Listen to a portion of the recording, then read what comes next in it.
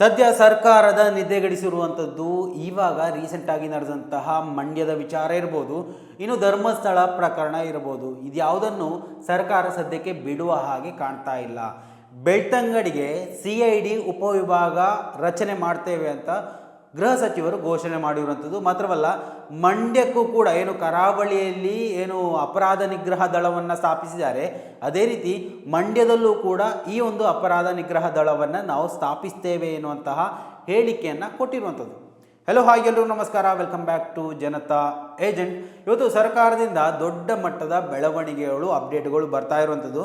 ಅದು ಯಾವ ವಿಚಾರಗಳನ್ನು ನೋಡಿ, ಕರಾವಳಿಯಲ್ಲಿ ಒಂದು ರೀತಿಯಲ್ಲಿ ದೊಡ್ಡ ಮಟ್ಟದ ದಂಗಲ್ ನಡೀತಾ ಇದ್ದಂತಹ ಸಂದರ್ಭದಲ್ಲಿ ಈ ಒಂದು ಕರಾವಳಿಗೆ ಅಪರಾಧ ನಿಗ್ರಹ ದಳ ಅನ್ನುವಂತಹ ಒಂದು ದೊಡ್ಡ ಪಡೆಯನ್ನೇ ನಿರ್ಮಿಸಿಕೊಟ್ಟವರು ಈ ಒಂದು ರಾಜ್ಯ ಸರ್ಕಾರ. ಅದೇ ರೀತಿಯಲ್ಲಿ ಮಂಡ್ಯದಲ್ಲಿ ಇಶ್ಯೂ ಆದಂತಹ ಸಂದರ್ಭದಲ್ಲಿ ರೀಸೆಂಟಾಗಿ ಮೊನ್ನೆ ದಿವಸ ನಡೆದಂತಹ ವಿಚಾರ, ಅಲ್ಲಿಗೂ ಕೂಡ ಇದೇ ನಿಗ್ರಹ ದಳವನ್ನು ನಾವು ಮತ್ತೆ ಪುನರ್ ಸ್ಥಾಪಿಸ್ತೇವೆ ಅನ್ನುವಂತಹ ವಿಚಾರವನ್ನು ಕೂಡ ಬೆಳಕಿಗೆ ತಂದಿರುವಂಥದ್ದು. ಮಾತ್ರವಲ್ಲ, ಬೆಳ್ತಂಗಡಿಯಲ್ಲಿ CID ಉಪವಿಭಾಗವನ್ನು ಕೂಡ ರಚನೆ ಮಾಡ್ತೇವೆ ಎನ್ನುವಂತಹ ಸ್ಫೋಟಕ ಮಾಹಿತಿಯನ್ನು ಕೊಟ್ಟಿರುವಂಥದ್ದು.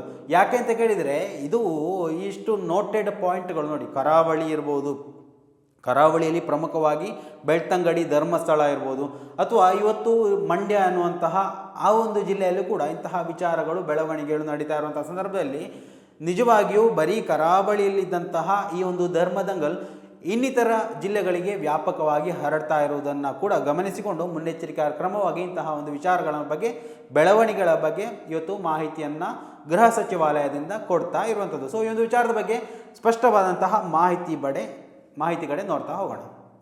ಕರಾವಳಿ ಭಾಗದಲ್ಲಿ ಕೊಲೆ, ಕೋಮುಗಲಭೆಗಳನ್ನು ತಡೆಗಟ್ಟಲು ವಿಶೇಷ ಕಾರ್ಯಪಡೆ ಸ್ಥಾಪಿಸಿದಂತೆಯೇ ಮಂಡ್ಯ ಜಿಲ್ಲೆಗೂ ವಿಶೇಷ ಕಾರ್ಯಪಡೆ ನೇಮಕ ಮಾಡಲಾಗಿದೆ ಅಂತ ಗೃಹ ಸಚಿವ ಡಾಕ್ಟರ್ G. ಪರಮೇಶ್ವರ್ ಅವರು ಹೇಳಿರುವಂಥದ್ದು. ಶುಕ್ರವಾರ ಬೆಂಗಳೂರಿನ ನೃಪತುಂಗ ರಸ್ತೆಯ ರಾಜ್ಯ ಪೊಲೀಸ್ ಪ್ರಧಾನ ಕಚೇರಿಯಲ್ಲಿ ಕರ್ನಾಟಕ ರಾಜ್ಯ ಪೊಲೀಸ್ ಹಾಗೂ ರೆನಾಲ್ಟ್ ರಿಸಾನ್ಸ್ ಟೆಕ್ನಾಲಜಿ ಮತ್ತು ಬಿಸಿನೆಸ್ ಸೆಂಟರ್ ಇಂಡಿಯಾ ಸಂಸ್ಥೆಯ ಸಹಯೋಗದಲ್ಲಿ ಬೆಂಗಳೂರು ನಗರ ಪೊಲೀಸ್ ಘಟಕಕ್ಕೆ ಹೈಜೀನ್ ಆನ್ ಗೋ ವಾಹನಗಳ ಹಸ್ತಾಂತರ ಮತ್ತು ಪೊಲೀಸ್ ಇಲಾಖೆಯ ಪ್ರಗತಿಯ ಸ್ತಂಭಗಳು ಪುಸ್ತಕವನ್ನು ಬಿಡುಗಡೆಗೊಳಿಸಿದ ಸಂದರ್ಭದಲ್ಲಿ ಅವರು ಮಾತನಾಡಿರುವಂಥದ್ದು. ಕರಾವಳಿ ಭಾಗದಲ್ಲಿ ಹಲವು ಕೊಲೆ, ಕೋಮುಗಲಭೆಗಳು ನಡೆದವು. ಶಾಂತಿ ಇಲ್ಲದಂತಾಗಿತ್ತು. ಸಮಾಜದಲ್ಲಿ ದ್ವೇಷದ ಭಾವನೆ ಮೂಡುತ್ತಿರುವುದನ್ನು ಗಮನಿಸಿ ದಕ್ಷಿಣ ಕನ್ನಡ ಜಿಲ್ಲೆಗೆ ಮತ್ತು ಉಡುಪಿ, ಶಿವಮೊಗ್ಗ ಜಿಲ್ಲೆಗಳಿಗೆ ವಿಶೇಷ ಕಾರ್ಯಪಡೆ ಸ್ಪೆಷಲ್ ಆಕ್ಷನ್ ಫೋರ್ಸನ್ನು ಸ್ಥಾಪನೆ ಮಾಡಲಾಗಿದೆ. ಈ ಕಾರ್ಯಪಡೆಯಲ್ಲಿ 300ಕ್ಕೂ ಹೆಚ್ಚು ಸಿಬ್ಬಂದಿಗಳಿಗೆ ವಿಶೇಷ ತರಬೇತಿ ನೀಡಲಾಗಿದೆ ಅಂತ ಅವರು ಹೇಳಿದರು. ನಮಗೆ ಸಿಕ್ಕ ಮಾಹಿತಿ ಆಧರಿಸಿ ಮಂಡ್ಯ ಜಿಲ್ಲೆಗೂ ಕೋಮು ಹಿಂಸೆ ನಿಗ್ರಹ ವಿಶೇಷ ಪಡೆ ನೇಮಕ ಮಾಡಲಾಗ್ತಾ ಇದೆ. ಈ ನೇಮಕ ಕಾರ್ಯಪಡೆ ಮಾಡಿದ ಬಳಿಕ ಕರಾವಳಿ ಭಾಗದಲ್ಲಿ ಯಾವುದೇ ರೀತಿಯ ಕೊಲೆ, ಗಲಭೆಗಳು ಆಗಿಲ್ಲ, ಸಂಪೂರ್ಣವಾಗಿ ನಿಯಂತ್ರಿಸಲಾಗಿದೆ. 3 ದಿನಗಳ ಹಿಂದೆ ಮಂಗಳೂರಿಗೆ ಭೇಟಿ ನೀಡಿದ ವೇಳೆ ಸರ್ಕಾರದ ಕಾರ್ಯವೈಖರಿ ಬಗ್ಗೆ ಸ್ಥಳೀಯರಿಂದ ಪ್ರಶಂಸೆ ವ್ಯಕ್ತವಾಯಿತು ಅಂತ ಅವರು ಹೇಳಿದರು. ಇನ್ನು ಬೆಂಗಳೂರು ನಗರದಲ್ಲಿ ಹೊಸದಾಗಿ 3 ವಿಭಾಗಗಳನ್ನು ಮಾಡಲಾಗಿದೆ. CIDಯಲ್ಲಿ ಠೇವಣಿ ವಂಚನೆ ಮತ್ತು ಕ್ರಿಮಿನಲ್ ಗುಪ್ತಚರ ಘಟಕವನ್ನು ಮಾಡಲಾಗಿದೆ. ಬೆಳ್ತಂಗಡಿಯಲ್ಲಿ CID ಉಪವಿಭಾಗವನ್ನು ಸ್ಥಾಪನೆ ಮಾಡಲಾಗಿದೆ.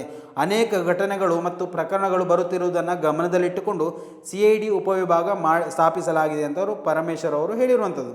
ಅಂದರೆ ಬೆಳ್ತಂಗಡಿ ತಾಲೂಕಿನಲ್ಲಿ ಈ ಒಂದು ಕೃತ್ಯಗಳು ಹೆಚ್ಚಾಗಿ ಕಾಣಲಿಕ್ಕೆ ಸಾಧ್ಯ ಆಗ್ತಾ ಇರುವಂಥದ್ದು. ಸೊ ಆ ಒಂದು ಕಾರಣಕ್ಕಾಗಿ ಬೆಳ್ತಂಗಡಿಯಲ್ಲೂ CID ಉಪವಿಭಾಗಾಧಿಕಾರಿಯನ್ನು ಸ್ಥಾಪನೆ ಮಾಡಿರುವಂಥದ್ದು ಎನ್ನುವಂತಹ ವರದಿಯನ್ನು ಡಾಕ್ಟರ್ G. ಪರಮೇಶ್ವರ್ ಅವರು, ನಮ್ಮ ರಾಜ್ಯದ ಗೃಹ ಸಚಿವರು ಕೊಡ್ತಾ ಇರುವಂಥದ್ದು. ಒಂದು ರೀತಿಯಲ್ಲಿ ಒಳ್ಳೆಯ ಬೆಳವಣಿಗೆ ಇವತ್ತು ನಡೀತಾ ಇರುವಂಥದ್ದು. ಕರಾವಳಿ ಭಾಗಕ್ಕೆ ಆಗಿರಲಿ, ಇನ್ನು ಮಂಡ್ಯದ ವಿಚಾರದಲ್ಲಿ ಆಗಿರಲಿ, ಇನ್ನು ಧರ್ಮಸ್ಥಳ, ಬೆಳ್ತಂಗಡಿ ವಿಚಾರದಲ್ಲಿ ಆಗಿರಲಿ, ನೋಡಿ ಒಂದು ರೀತಿಯಲ್ಲಿ ಇನ್ಯಾವುದೇ ಅಪರಾಧ ಕೃತ್ಯಗಳು ನಡೀಲೇಬಾರ್ದು ಎನ್ನುವಂತಹ ಒಂದು ಉದ್ದೇಶವನ್ನು ಇಟ್ಟುಕೊಂಡು ಮಾಡಿರುವ ಹಾಗೆ ಕಾಣ್ತಾ ಇದೆ. ಸದ್ಯ ಸಿದ್ದರಾಮಯ್ಯ ಅವರು ಮುಖ್ಯಮಂತ್ರಿ ಆಗಿರುವಂತಹ ಅವಧಿಯಲ್ಲಿ ಏನೆಲ್ಲ ಬೆಳವಣಿಗೆಗಳು ನಡೀತಾ ಇದೆ ಅನ್ನೋದನ್ನು ಒಂದು ಮಾರು ಸಮಾಜ ನೋಡಿ, ಎಷ್ಟೇ ವರ್ಷ ಕಳೆದರೂ ಕೂಡ ಇದನ್ನು ಕನಿಷ್ಠ ಅಂದರೂ ನೆನಪಿಸಿಕೊಳ್ಳುವಷ್ಟಾದರೂ ಮಾಡ್ತಾ ಇರುವಂಥದ್ದು ಸಂತೋಷದ ವಿಚಾರ. ಸ್ನೇಹಿತರೆ, ದಯವಿಟ್ಟು ಈ ಒಂದು ವಿಚಾರದಲ್ಲಿ ನಿಮ್ಮ ಅಭಿಪ್ರಾಯಗಳನ್ನು ಕೂಡ ಕಮೆಂಟ್ ಮಾಡಿ. ಮುಂದಿನ ಮಾಹಿತಿಯೊಂದಿಗೆ ಮತ್ತೆ ಭೇಟಿಯಾಗೋಣ. ಅಲ್ಲಿವರೆಗೂ ನಮಸ್ಕಾರ.